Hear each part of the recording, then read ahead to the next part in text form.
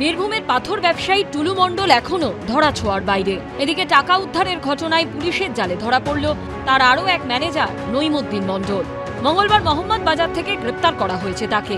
এই নিয়ে টাকা উদ্ধারের ঘটনায় ৩ জনকে গ্রেপ্তার করল পুলিশ। অন্যদিকে সরকারি রাজস্ব ফাঁকি দিতে জাল ডিসিআর এর কারবার নিয়ে আরও চাঞ্চল্যকর তথ্য সামনে এলো। এই জাল ডিসিআর নিয়ে 2022 সালে দুটি এফআইআর দায়ের হয়েছিল। তাৎপর্যপূর্ণ বিষয় হলো দুটি ক্ষেত্রেই থানায় অভিযোগ জানিয়েছিলেন সরকারি আধিকারিক বিএলএলআরও। একটি মুরারই থানায় আরেকটি রামপুরহাট থানায় অভিযোগ দায়ের হয়েছিল। 2022 সালের 29শে আগস্ট মুরারই থানায় দায়ের হওয়া এফআইআরে উল্লেখ রয়েছে স্টোন চিপস নিয়ে যাওয়ার সময় রাস্তায় একটি ট্রাককে ধরা হয়েছিল। তখন দেখা যায় চালকের কাছে 25553 নম্বরের ডিসিআর বুকের 25 নম্বর পাতাটি রয়েছে। পরীক্ষা করে জানা যায় সেটি নকল।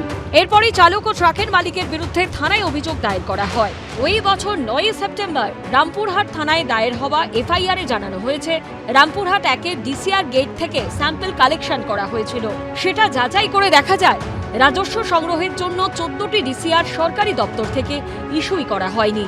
এরপরই থানায় অভিযোগ দায়ের করা হয়। প্রশ্ন উঠছে, এই এফআইআর এর প্রেক্ষিতে কোনো কড়া ব্যবস্থা নেওয়া হয়নি কেন? খোদ সরকারি আধিকারিক যখন এফআইআর করেছিল তার মানে প্রশাসন বিষয়টা জানতো, তাহলে এই নিয়ে কোনো পদক্ষেপ দেখা যায়নি কেন? এরপরও টুলু মণ্ডল কারবার চালিয়ে গেল কি করে?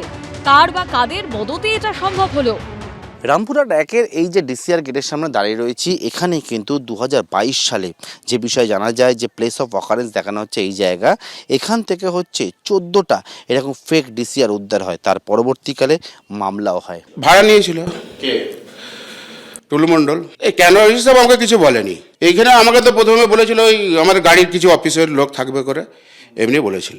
তারপরে ওই আপনার ডিসিআর কাটতো ভাড়া, ওই 10,000 টাকা দিত। ভোটের পর থেকে পাথর খাদানের আশেপাশে ডিসিআর গেট বন্ধ করে দেওয়া হয়েছিল। টুলু মণ্ডলের যে ডিসিআর গেটগুলো থাকতো তার আশেপাশে তার বাহিনী সবসময় থাকতো। ইতিমধ্যেই আমরা কথা বলেছি কয়েকজনের সঙ্গে, তারা বলছেন তারা চারপাশে পাহারার দায়িত্ব থাকতো।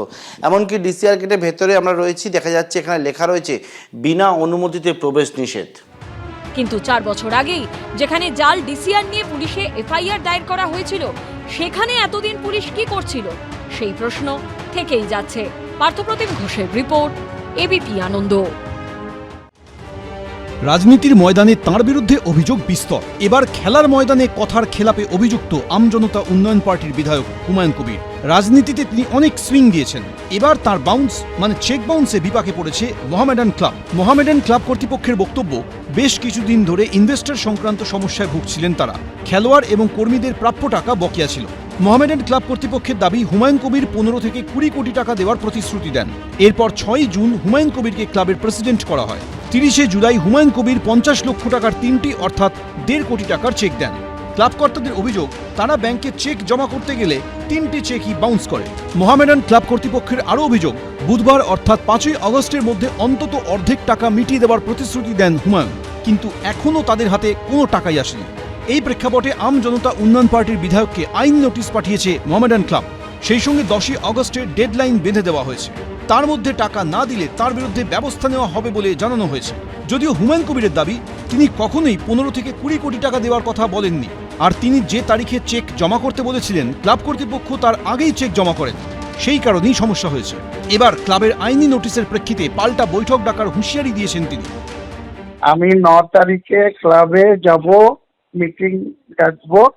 মিটিং ডেকে যা যা সিদ্ধান্ত নেওয়ার, যা যা সিদ্ধান্ত হবে, সেই সিদ্ধান্ত মিটিং এর পরে আপনাদের প্রেস বাইট দিয়ে সমস্ত ঘটনা জানতে পারবেন। তার আগে আমি কারো বিরুদ্ধে কোনো কথা বলবো। উনি ক্লাবের সভাপতি, উনি কাদের সঙ্গে মিটিং ডাকবেন? আমরাই তো কমিটিতে আছি, উনি তো কোনো কমিউনিকেশনই করছেন না। ওনার যদি কালকে প্রতিশ্রুতি ফেল হয়, তারপরে 6 তারিখে একটা ইমার্জেন্সি মিটিং আমাদের ডাকতে হবে। তো আমি ইমার্জেন্সি মিটিং ডেকে তারপরে আমরা ফিউচারে কি করবো এটা নিয়ে আলোচনা করতে হবে। শেষ অবধি এই ডামাডোল কোন দিকে করাবে সেটাই দেখা। সৌমিত্র রায়, এবিপি আনন্দ।